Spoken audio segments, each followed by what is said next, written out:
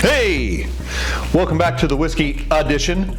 My name is Rob, and this is the May-June segment, if you will, of the haul videos on the Whiskey Edition, because we just keep adding and adding and adding to the pile, and it's no longer getting out of hand, it's just 100% out of hand.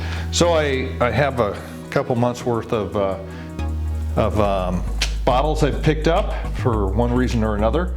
We'll go through them real quick, but before that, I have heard stories that the Weller screw top is being replaced by the Special Reserve by the Weller CORK.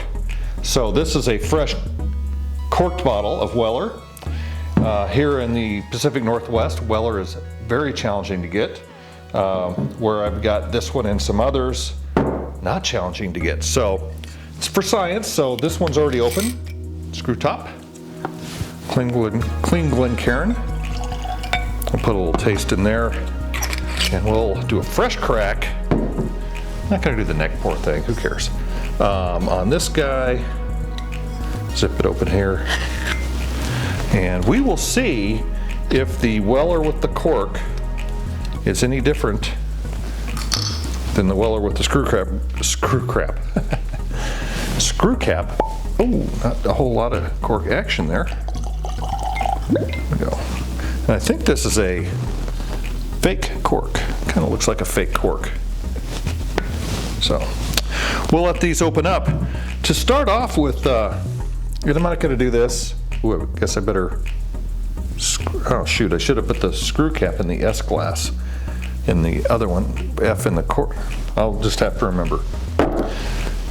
One nice gift I got post-March birthday madness was another one of these smoking kits. I haven't tried it yet, but this one has has all the different wood chips you can put in, and then it's got the basket, and it blows the smoke down into the glass with the, and then it's got the cover, and it's got the fire thing. So I juiced that up, it didn't come that way. And some granite whiskey rocks, which are always a treat to have. So very nice of my dad's friend down in Arizona to pick this up for me. But without any further ado, what did I pick up this last couple months? Just to start off, Basic Knob Creek Blenders Edition. Where did I get this? I think I saw this maybe at the Total Wine, and I heard it was good. It's Blenders Edition number 1. Did I get a backup of this on accident? I don't think so. So, got that going for us. We'll get that a try one of these days if I can ever get the wax off, because it's got tough wax. Picked up the Remus Repeal 9. This is on the Minnick list, number 70. It's pretty far down.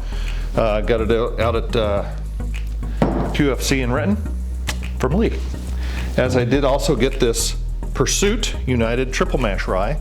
It is number 47. Now, it broke my rule on this, but I broke it because I went and met, see this signature, Kenny Coleman from Pursuit at the local Lady J. Very nice guy. He wanted to know more about what I do for a living than how he does his job, which that was really nice, but more interested in this than my job, that's for sure. This is not the exact same proof that Minnick tried, so that's my one rule, and it's more of a guideline that I try to stick by, but we'll go with that. While I think I was in Arizona when I forgot where I got another Elmer T. Lee, so you know, when these are MSRP and you see one, why not? I was selected to have the opportunity to purchase this old Fitz 11 from the Total Wine Grand Reserve raffle. So this is probably the best bottle I've gotten from the Grand Reserve, and I'm pretty happy with it. That's great. I had asked my sister to pick this up for me down in Arizona. I purchased it online, Disco 13. This is number 6 on the Minnick list, so this will be very interesting to crack into because I don't have the list. Well, I sort of have the list right in front. I don't have the list right in front of me, but You know, number one I think is GTS, and then I might have 4. I might have a couple of the others that are up in the top 10, but this one's up pretty high. Then what? Gosh, I got a lot of booze here. I heard about this. I'm not a huge Scotch guy, but I am a Harrison Ford guy. And I'm a sucker for a bottle that's got somebody's name on it. Glenmorangie, I think that's how you say that. Harrison Ford edition that he picked. Probably be good to put this up against the Offerman editions of Glen something or no, Lagavulin. Offerman's the Lagavulin guy, so he's got a couple. Now we've got a Harrison Ford. So I'm a sucker for those, but yeah, it's kind of fun. That's okay. What else did I pick up? 2 of these big honkers. America. 175s of Evan Williams, 250 America 250 Kentucky Straight Bourbon Whiskeys. These were like $40, even up here. They were cheap, super cheap. So I picked up a couple of those just to, you know, to celebrate this great country of ours in not too long. Pretty, what, like a month? Yeah, almost right at a month. And along those same lines, when I was in Colorado, I knew I was going to be in Colorado. These had hit and left the shelves up here in the Pacific Northwest. They became very challenging to get, so I bought them online. I don't think they wanted to sell them to me, but I said, hey, I called one guy and he says, oh yeah, I got a whole display of them. And then they called me the next day and they said, we don't have any of those. I'm like, well, I'm willing to wait for you to get more. And then magically they had them. So cheers to Benny's. Used to be Tipsy Topsy or Turvy or something like that in Littleton, Colorado. These are different because they are 117.76 proof. Exactly. 117.76 proof. They are single barrel, so these came out of barrel 207. Barreled on 3/3/26, almost on my birthday, which would have been fantastic. Still gonna look out for other ones, because if they're single barrels, they're probably a different one. Like $46 for these, which is insane. And very festive also. Wonder if they thought people would, I have had a taste of a different barrel of the 1776, or 117.76. It's pretty good. It's good for that price point, definitely.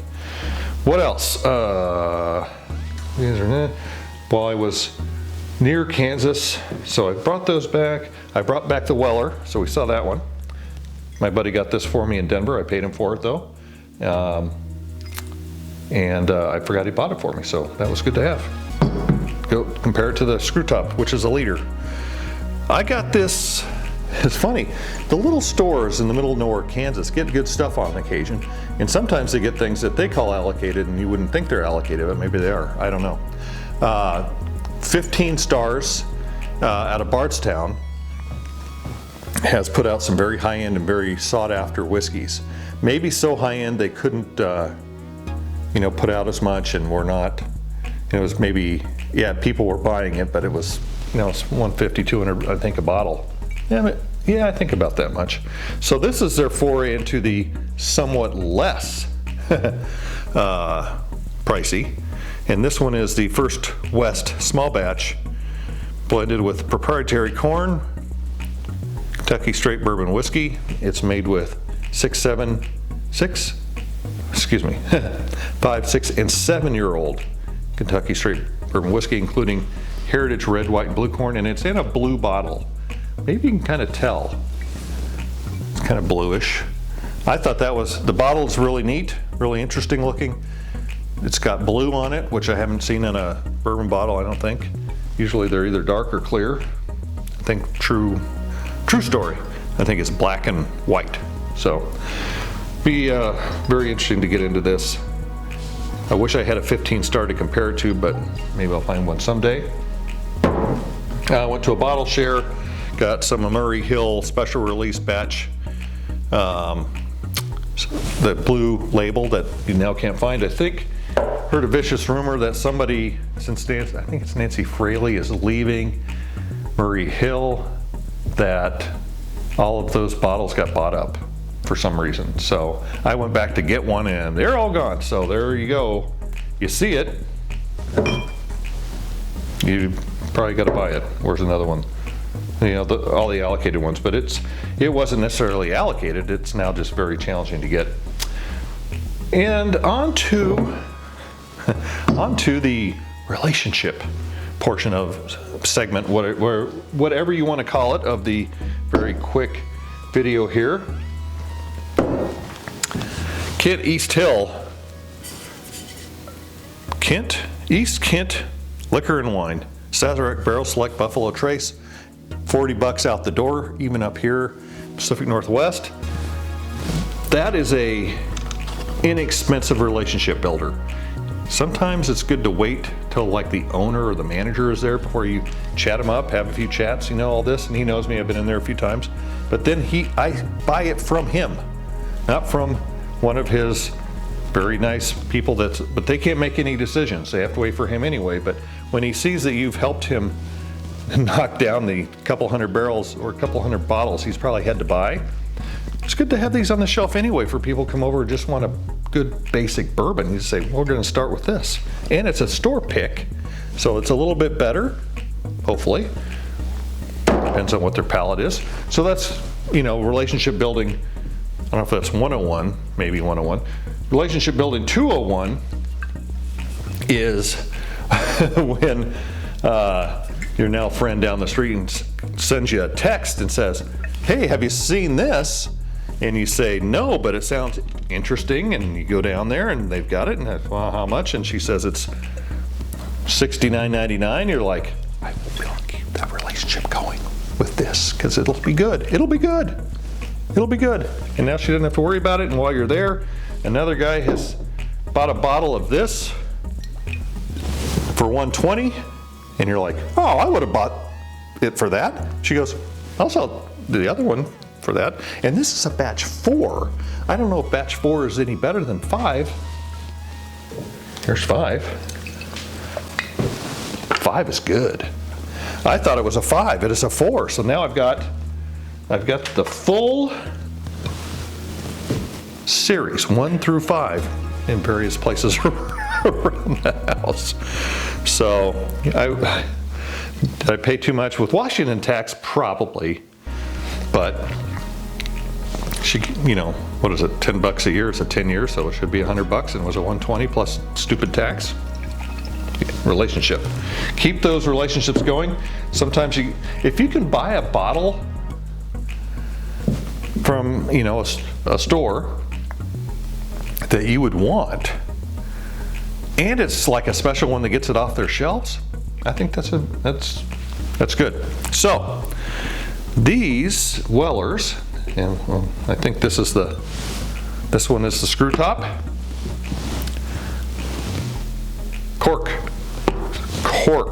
but not screwed on. Take a sniff.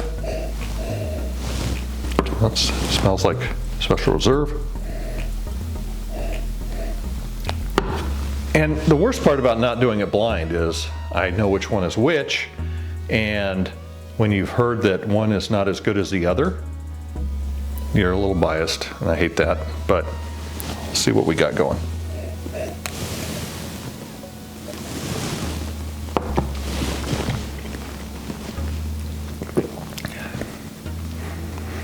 Baking spice.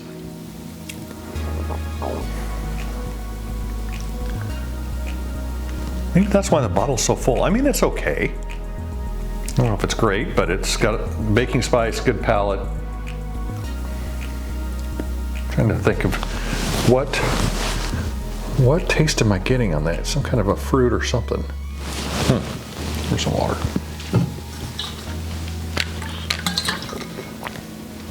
I mean, people are paying top dollar up here for Weller Special Reserve, and it's a bottom shelfer down in the Midwest. It's kind of interesting. Texas, Oklahoma, and Kansas, for sure.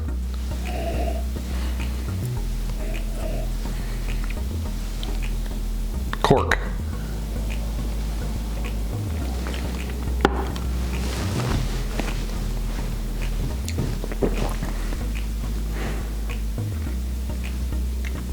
tastes a little bit different. This one, having been opened up for a while and older, definitely has more palate and finish than the corked one, which is, you know, probably pretty new. I don't know if it's got a laser date, probably not on a cheapo bottle like this, but oh yeah, it does. Maybe? Yeah, I don't know what all that means. I have no idea what all that means. Anyway, it does have a bunch of laser codes. It's got a laser business on there. L26038. 26. Don't know. 01? Maybe 01 of 26? Anyway, which would make sense if they just switched these over. This one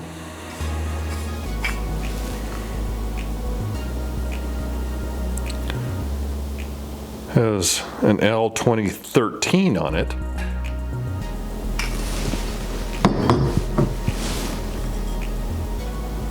L26. And this is a liter bottle, not that it matters. All right, let's go for another sip of the screw top.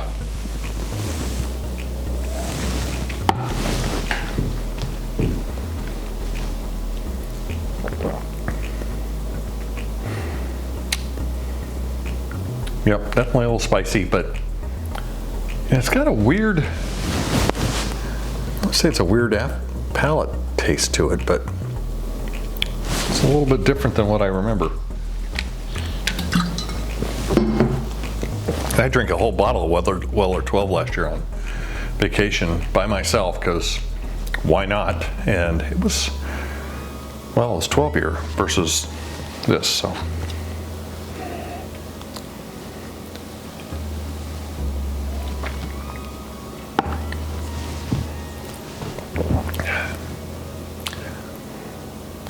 The CORK, the new,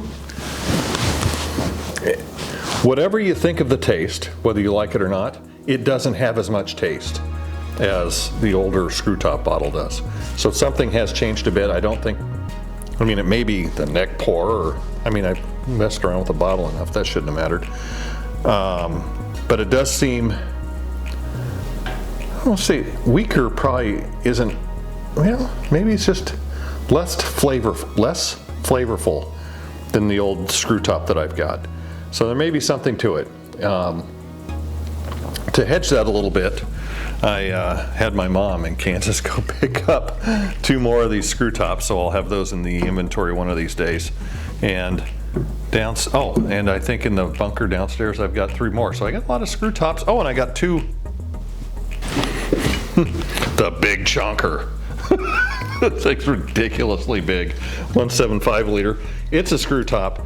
I can't imagine this going to a cork. Maybe, but I would think that'd be kind of odd. So I think the tasting difference is probably, in my opinion, if it truly is they've changed the recipe or whatever a little bit, can't be because of the cork, just maybe the run that where they changed it over changed. That same bourbon is going to go into the next, whether it's a screw top on the big honker one or even the little, because I have the little, do I have it back here? No, I don't know where it is. I have some flasks also, but I don't know if they make those anymore. All that be that as it may, I think it is generally accepted lore if a bottle gets changed for some reason, the previous one is better. Early Times is a good example. The black capped ones. I think I've got a black cap. Do I have a black cap here? Oh, those are my knees. Somewhere I've got a black cap. I've got a black cap Early Times. And then it went to the blue cap, and now the bottle is changing to the one that looks more like a, I don't have one here. More like the Benchmark bottles. Looks just like a Benchmark bottle. And they said even the quality is different than the blue one, which wasn't as good as the black one. And some had said right after they switched it was different, kind of after the sale or whatever, from the black to the blue cap, and that the black cap had older recipe in it and was better. I'm sure there's other examples of that. Or it may just be a case of the aging or lack of aging and still being able to be called, you know, a bourbon. But the older ones, maybe they were older, just had more maturity in the barrels. So, not sure. Look out for the screw tops on the 750s and on the 1 liters. I personally don't think the big ones are going to change, but I could be wrong.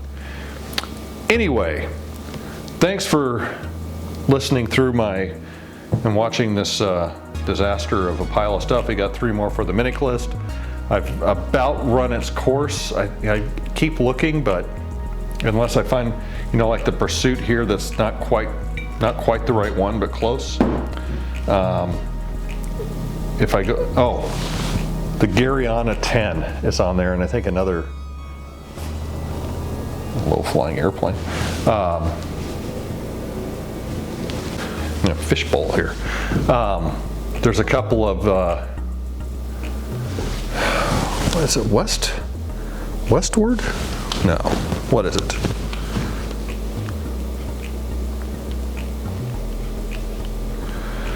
What is it? It's right down the street. Westland. 10-year Garyana and Westland wine cask finish. So both of those are on the list. They're reasonably attainable.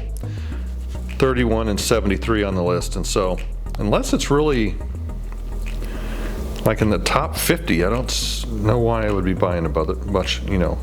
I shouldn't be buying many more, primarily because my wallet's thin. So, hey, double fisted cheers. Pour an extra one in case somebody stops by. And like, share, subscribe. And we'll see you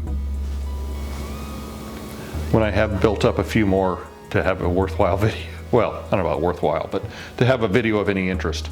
Weller on this trip, 15, I don't know how many bottles are here. And yeah, cool. Cheers.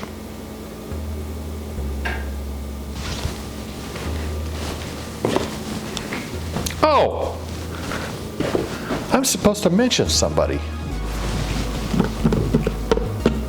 Shoot, I said I'd do a shout out. I think it was Sonia and Brian, no relation, from one of my meetings that I have where I had in Denver where I picked up a couple of these bottles. They work for a space launch company. Not going to say exactly which one. They say they had a major explosion that might narrow it down, but maybe not. But they said, hey, have you shouted us out yet? And I'm like, I thought so, but maybe I didn't. But now I have. So shout out to them and hope they get their stuff back together because we're counting on them. Cheers to them. Nobody got hurt.